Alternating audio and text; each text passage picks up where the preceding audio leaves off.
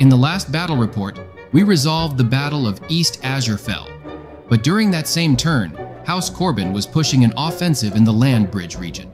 Reinforcements for House Corbin had arrived, and were immediately rushed into an assault of a little old town of great significance.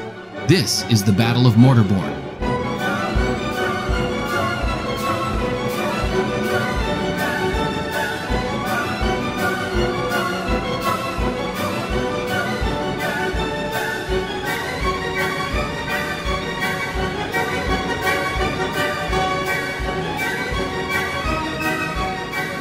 Welcome to Mortarborne.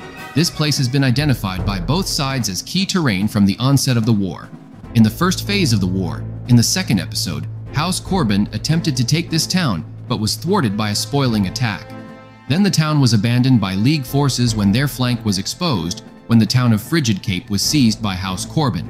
And at the onset of second phase of the war, House Corbin pillaged the logistics hub before pulling out of the town when they feared they were about to be overrun by clan mechs. The League reoccupied the town shortly thereafter. So, this town of Mortarborne has seen action, but this is the first time an actual battle is taking place here. House Corbin is attacking with 2 mech companies fresh from the training facilities of the Vesper Marches. The 9th mech company, let's say, lacks imagination. It is comprised of 3 battle lances. The 25th lance is a heavy battle lance comprised of 4 banshees. The 26th lance is also a heavy battle lance, comprised entirely of grasshoppers. And finally, the 27th lance, a medium battle lance of centurions. The 10th mech company is just as odd. It is also comprised of 3 battle lances, with the 28th lance being a light battle lance comprised of nothing but hatchetmen. The 29th lance has more variety, and it is a heavy battle lance with a Loki, axeman, rifleman, and an Orion. The 30th lance could have been organized into an assault lance, but instead it is a heavy battle lance with a Masakari, a Zeus, and 2 Atlases. These 2 mech companies are all piloted with regular skilled mech warriors. This battle marks the first time that every unit for House Corbin was a skill 4 mech warrior. Good job, House Corbin, good job. In addition to their attacking mech companies, House Corbin also has 3 Thumper artillery batteries committed as battlefield support for their attack. The 2nd and 5th mech company of the Chupacabras are defending Mortarborne. The 2nd mech company is the cream of the crop for the Chupacabra player. We've actually seen them in episode 2, where 2 lances peeled off from their main element in order to carry out a spoiling attack against House Corbin. The company has 3 lances. The first is a heavy battle lance with a cataphract, a crusader, and 2 warhammers. The mech warrior for the crusader is a veteran with a better skill number of 3. The next lance is a fire support lance, with 2 archers, a longbow, and a trebuchet. All the mech warriors are veterans. The last lance is another heavy battle lance, with a gargoyle, an annihilator, a night star, and a mad cat. These mech warriors are all veterans as well. The 5th mech company is an ad hoc company comprised of 3 reserve lances, hastily thrown together into a company. The 13th lance is medium battle lance, with a dasher, a wasp, and 2 blackjacks. Their skill level is that of a green mech warrior. The 14th lance is also a medium battle lance with a wraith, a wasp, a blackjack, and a locust. The 15th lance is an understrength heavy battle lance. The vulture was unfortunately destroyed in a previous battle. The rest of the lance is comprised of a stalker, a marauder, and a rifleman. One thing to note, the stalker is the only mech warrior who is a regular in the entire company. The Chupacabras have 1 Thumper artillery battery dedicated to the defense of Mortarborne. They also have 4 sorties from heavy strikers, which are holding a flight pattern in the area to help defend the town. An additional half-lance of Balak Spotter VTOLs are in the area, dedicated to calling in fire support missions. The Chupacabras control Mortarborne and can deploy either in the town or in the hills north of the town. House Corbin can deploy anywhere along the southern edge. On the day of the battle, the players didn't have much time, so we decided as a group, instead of alternating movement based on lances, we will move by companies. We'll see if this works out, and if it does, we might implement this as one of our house rules for movement when we have larger battles. One last thing, we wish to thank all of our Patreon supporters whose support keeps the lights on and keeps the caffeine flowing. We would also like to notify you of our new notable nobles, Clay Knuckles, Last Survivor, and Smokey. They took on the noticeable noble cause of supporting this channel. I know it sounds cliche, but all the Patreon supporters really helps keep this channel going. A big thanks to all of you. The Chupacabras deployed in both the town and hills of Mortarborne with the intent of mounting a defense in depth.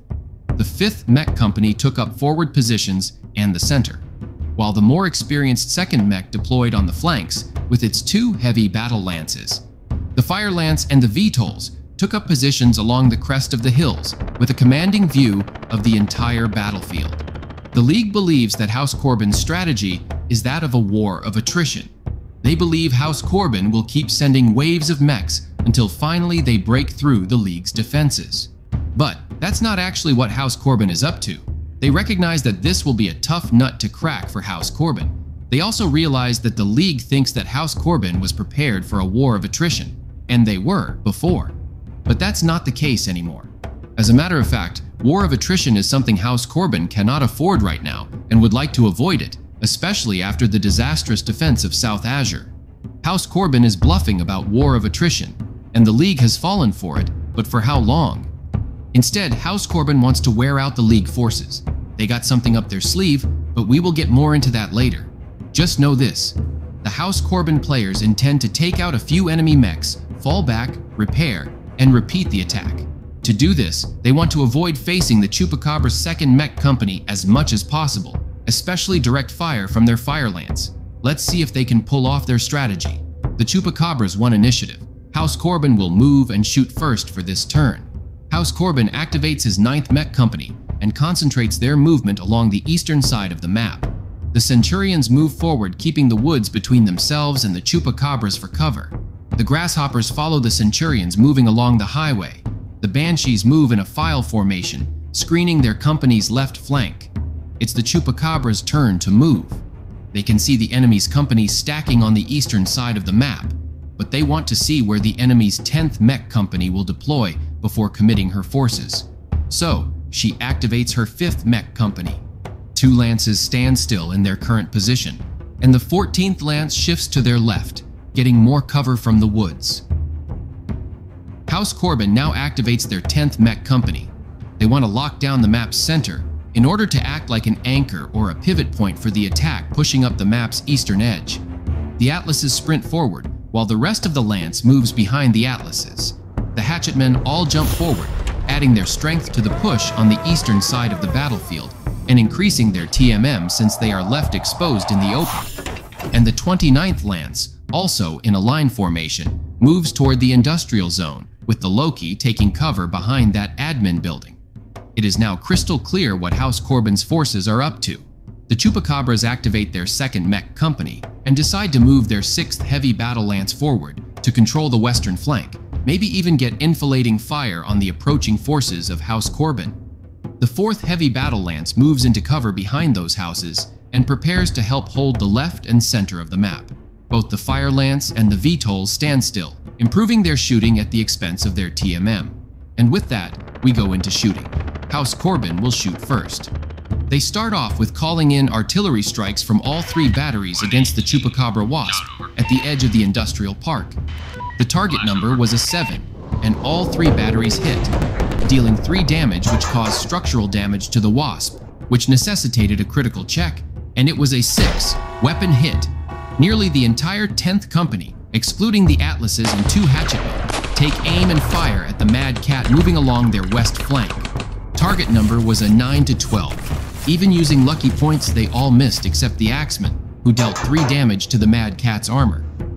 On the eastern flank, the woods in some areas were 6 inches or more in depth, blocking line of sight for some of the mechs.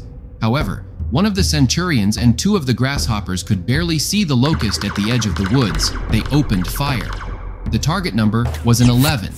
The Centurion and 1 Grasshopper hit, dealing enough damage to take out the Locust, although the Locust will be able to return fire this turn. At the center of the map, the last 2 Hatchetmen have line of sight on a Chupacabra Blackjack in the open. The target number was 7. Even with using a lucky point, only 1 Hatchetman hit, dealing 2 damage to Blackjack's armor. The Chupacabras can now return fire. They initiate their shooting with battlefield support assets as well. Wanting to soften up the Centurion tip of the spear, a heavy strike was called in. The target number was a 6, and it missed. The VTOLs have assumed the role as spotters and called in an artillery strike against the grasshoppers in the open. Target number was a 6. She rolled a 4, so the artillery missed its intended target, but nailed the grasshopper behind it, taking 1 damage off its armor. Using the targeting solution of the VTOLs, the Fire Lance considered to conduct an indirect fire mission at the grasshoppers, but the target number was too high for too little of damage output. So, they targeted the Red Atlas instead, with a target number of 8 because they had stood still. 1 archer, and the longbow hit, dealing 8 damage to the Atlas's armor. Next up, the heavily damaged Wasp fired at the Loki, and it was able to hit its target, dealing 1 damage to the Loki's armor. The rest of the lance, as well as the 15th lance, opened fire at the Hatchetman in the open. The target number was low since the attackers had all stood still, ranging between 7 and 8. The rifleman, Stalker, and one of the Blackjacks hit, dealing 13 damage, which was enough to destroy the Hatchetman. The destroyed Locust fired back but rolled Snake Eyes. I guess it was just not meant to be. The rest of the mechs didn't have line of sight, so that brings turn 1 to a close. House Corbin has stacked up their forces heavily on the eastern flank. The Chupacabras are bracing for contact on the east, while sending a lance down the western side of the map to try and get shots off on the attackers' left flank. Both sides are exchanging fire with mechs and battlefield support assets, and both sides have lost 1 mech each. Let's get into turn 2. House Corbin won the initiative. The Chupacabras will need to move and shoot first this turn. The Chupacabras decided to activate their VTOLs and had them stand still. House Corbin wants to continue to put pressure on the eastern side of the map. His grasshoppers jump forward along the highway. The Centurions take position in the woods for cover, and the Banshees move to take up the position behind the rest of their company. Chupacabras activate their 5th mech company. The 14th Lance goes first, and the Blackjack moves into cover, while the Wasp and Wraith jump back into cover behind some woods. The 13th Lance reposition for better cover, still holding the center, but keeping a wary eye on those fast-approaching Hatchetmen.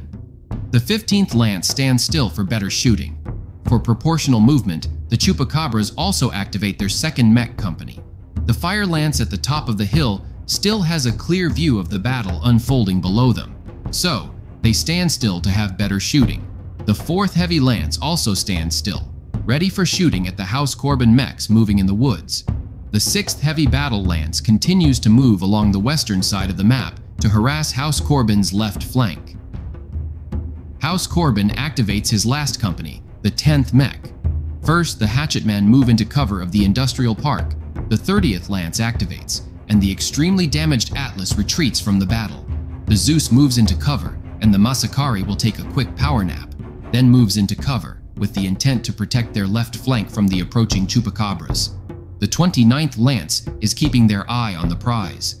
They came to this battle to destroy enemy mechs. They push into the industrial park for cover and to take the map's center. This brings us to the shooting phase. The Chupacabras will shoot first. They call in another heavy airstrike, targeting the Loki.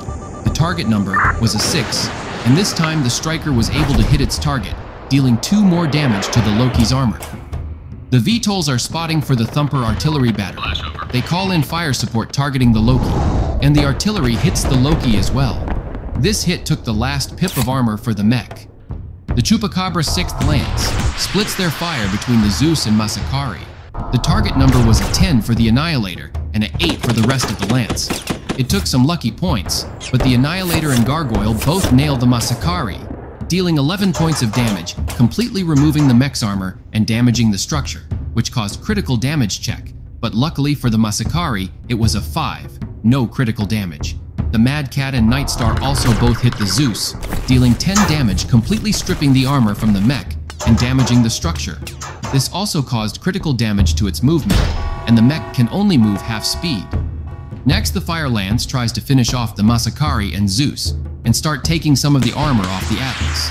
At long range, the target number came to an 8. The archers each picked one of the damaged mechs and fired, while the longbow and trebuchet targeted the Atlas. Unfortunately for the Chupacabras, both archers missed, but the longbow and trebuchet both hit the Atlas, dealing 6 damage to its armor. Next up, The Dasher and the two Blackjacks take aim at the Loki. The target number was quite low. However, the Dasher missed, but the two Blackjacks hit their target, dealing enough damage to take out the Loki. Next, the 15th Lance of the Chupacabras fire at the Hatchet Man in the Industrial Park. The target number was a 7 for the Stalker, but an 8 for the rest of the Lance. And despite using lucky points, only the Marauder hits, dealing 5 damage to the mech, which completely removed its armor. The Chupacabras activate their 4th Heavy Battle Lance, and the Lance splits their fire. The Cataphract and Purple Warhammer fire at one Centurion, and the other Warhammer and Crusader take aim at another one. The Warhammer missed, but the Cataphract hits, dealing 3 damage to the Centurion. The Crusader and Warhammer, on the other hand, both hit, dealing 6 damage, ripping the armor off, and causing structural damage as well as critical damage to the mech's engine. This is also when the Chupacabra player realized she had forgotten to reassign her veteran mech warrior from the Crusader back to the Warhammer. Paperwork. It gets you every time. The 14th Lance tried to finish off the 2 Centurions. The Wraith and Wasp missed, but the Blackjack was able to hit the severely damaged Centurion, dealing enough damage to destroy the mech. House Corbin can now shoot back, and they open their shooting with an artillery barrage from their 3 Thumper batteries, one targeting the Wasp, the other 2 Thumpers targeting the Dasher. The target number was a 7, and all 3 batteries nail their targets, and both mechs are destroyed. The Zeus, Masakari, and Atlas all take aim at the Night Star and fire. The target number was a 9. Using lucky points, the Atlas and Masakari hit, dealing a total of 11 damage. That wipes out the Night Star's armor and causes structural damage with critical damage to its weapons. Next up is the 29th Lance in the center of the map. They target the 2 Blackjacks taking cover behind the industrial building. The target number was an 8 and the Rifleman hits, but Axeman misses. So the damaged Blackjack takes 4 more damage, which takes out the armor and 1 structure point. But the player rolled a 5, so no critical damage was sustained. As for Loki and Orion, the Orion missed, but the Loki hit, dealing 6 damage to the mech, wiping out the armor, and also causing 1 point of structure damage. But once again, the player rolled no critical damage for the mech. The Hatchetman tried to finish off the red Blackjack, but missed and destroyed the building the Blackjacks were using for cover. The other 2 Hatchetmen take aim at the red Warhammer and open fire, and even after using lucky points, they were unable to hit the Warhammer, but they did vaporize the house. The rest of House Corbin's mechs divided their firepower between firing at the Crusader and the Blackjack. The target numbers ranged from 8 to 10. 2 of the Centurions hit the Crusader, dealing 4 damage, but one of the hits was a critical hit, which destroyed one of the weapons on the Crusader. Then the Grasshoppers opened fire, 1 hit dealing another 4 damage, which wipes out the armor and does structural damage, requiring another critical damage check, and it's another weapon destroyed. So now the Crusader doesn't have any functioning weapons at all. The remaining 2 Grasshoppers and the Banshees all fire at the Blackjack. Under all that withering firepower, the Blackjack was reduced to ashes. That brings turn 2 to a close. The Chupacabras have lost 3 mechs in that round of shooting, for a total of 4 mechs lost in this fight. Several other mechs are severely damaged as well. I mean, one mech doesn't even have working weapons anymore. House Corbin lost 2 mechs, that's a total of 3 mechs lost in this battle, and they also have several mechs barely holding themselves together. Here we are in turn 3 and the Chupacabras have won the initiative. House Corbin will need to move and shoot first, but let's take a quick tactical pause and have a look at the situation unfolding for this battle. The Chupacabras are holding these positions. Their center is in bad shape, but they do have a second line of defense with some decent firepower. House Corbin's left flank is folding. The mechs only have a few points of structure left. In fact, they are only still alive because of bad dice rolls by the Chupacabra Fire Lance. In order to preserve their heavy battle lance, House Corbin will need to retreat this lance from the battlefield. This means the Chupacabras would likely pivot and start to sweep to the east and retake the industrial park and the map's center. House Corbin could keep pressuring the east side of the map, but the Chupacabras would likely fall back and regroup somewhere here, and then it would be a slogfest with the Chupacabras having the advantage of better skilled mech warriors with higher damage output. And the hard truth is, House Corbin doesn't want to risk their best trained mech warriors. Not yet, at least. Contrary to popular belief, House Corbin actually has a grand strategy, but we won't get into it until the next strategic turn of the next video. So, House Corbin will start to withdraw. The severely damaged 30th Lance will retreat from the battle, while the rest of 10th Mech Company will try to protect the collapsing left flank. The 9th Mech Company will hold the East Spinney Woods for a bit longer, and try to pick off a few more mechs with artillery fire and shooting. Once they get a few more kills, they will exit south. House Corbin activates his 10th Mech Company. The severely damaged Masakari, Zeus, and Atlas sprint off the battlefield. The 29th Lance moves into the 30th Lance's previous position and into cover. The 28th Lance jumps into position behind an industrial building to break line of sight from the Chupacabra's center, while allowing them to engage the Chupacabras approaching their left flank. It's the Chupacabra's turn to move, and they realize that House Corbin has gained advantage by taking the woods. They also realize that this neighborhood is not going to provide much cover and protection for long. They cannot afford to lose mechs. Their plan is to pull back to positions along the western side of the map and see if any opportunities present themselves. So the 2nd Mech Company is activated. The disarmed Crusader sprints back, trying to retreat the battlefield, while the rest of the Lance ground moves to cover, regrouping at the center of the map. The seriously damaged Nightstar moves into cover, trying to increase range and break line of sight with most of House Corbin's mechs. The Mad Cat moves to the previous position of the Nightstar, and the Gargoyle moves to the Mad Cat's previous position. The Annihilator stands still in the middle of that wheat field. The Fire Lance, still enjoying their view, stands still. House Corbin activates their 9th Mech Company. The Banshees move into the open to draw fire, while also lining up shots at the Chupacabra's center. The Centurions, not the best unit to take the brunt of an attack, move back, keeping the woods between them and the Chupacabras. The Grasshoppers all line up along the woods in order to fire down the road at the Chupacabra's center. The Chupacabras activate their 5th Company and pull back from the eastern edge of the map. The Wasp and Wraith both jump on top of the hill and behind cover. The 15th Lance is in a good fighting position, so they stand still to prepare for shooting. The 2 beat-up Blackjacks sprint for their lives, taking cover behind the woods and billboard. The VTOLs also activate and stand still to provide line of sight for their battlefield support assets. With movement complete, we go into the shooting phase. House Corbin will shoot first. House Corbin opens up shooting with an artillery barrage, all targeting the wounded Nightstar. The target number was a 7, and all 3 thumpers hit their target, dealing 3 damage, which is enough to take down the Nightstar. Next up, the Rifleman, Axeman, and Orion all open fire on the Mad Cat. The target number was a 10. They all missed, except the Orion, who nailed the Mad Cat with a critical hit, dealing 3 damage to the Mad Cat's armor and critically damaging the Mad Cat's weapons. Next, the 3 Hatchetmen open fire on the Gargoyle. Target number was another 10. They all missed, despite using lucky points, but their shooting blasted the building apart. However, the question came up, what's in those tanks? Is it volatile? Or, more importantly, is it explosive?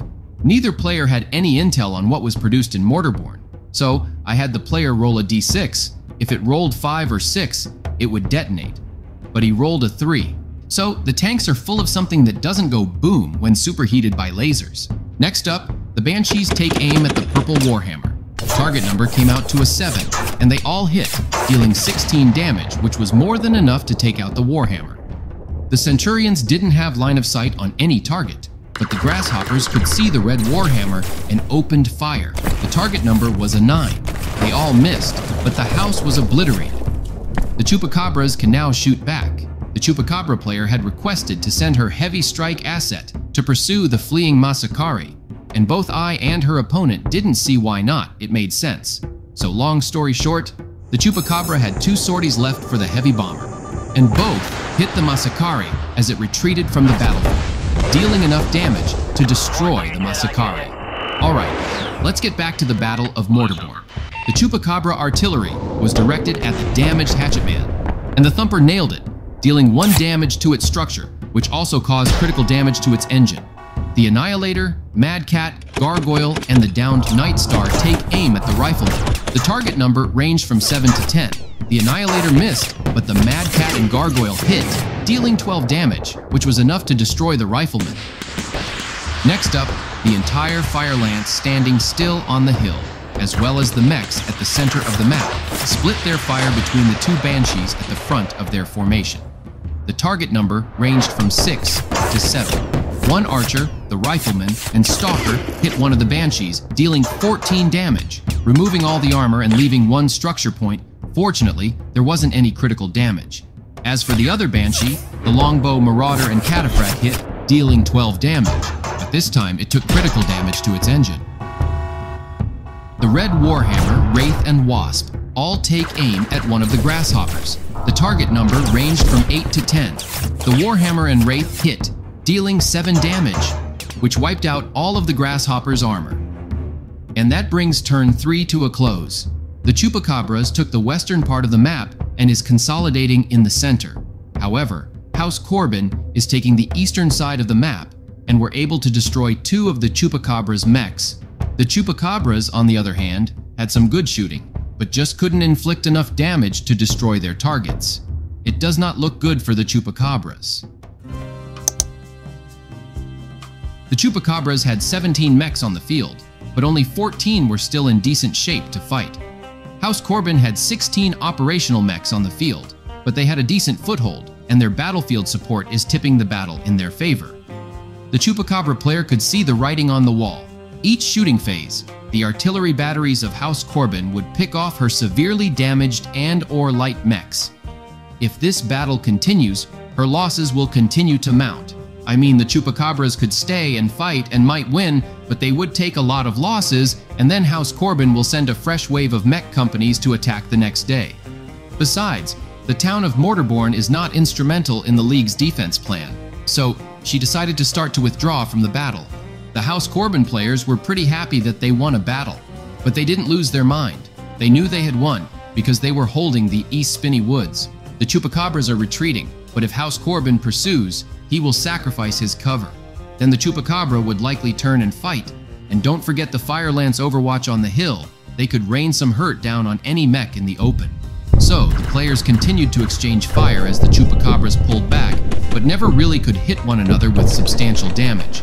Artillery from the off-map thumpers kept on dishing out damage, but no more mechs were destroyed on the battlefield. House Corbin is victorious. Mortarborne is now in their control. Both sides suffered quite a few losses. House Corbin lost 5 mechs and sustained quite a bit of structure and critical damage, none of which can be repaired cheaply in Mortarborne since the logistics hub was destroyed earlier in the war. They will need to evacuate back towards Blueshore to refit. The Chupacabras took a beating as well. 6 mechs were destroyed with several other mechs in real bad shape. Fortunately for both sides, all mech warriors were recovered safely and can return to duty without prolonged medical care. To House Corbin's surprise, Mortarborne was captured. They only wanted to hurt the League, which they got. But causing the enemy to rout from the map was just icing on the cake. Here is a little bit of foreshadowing for you, a quote from Sun Tzu. "When we are near, we must make the enemy believe we are far away. When far away, we must make him believe we are near." But we will get into that with the next episode. I hope you enjoyed this battle report. We'll see you at the next battle.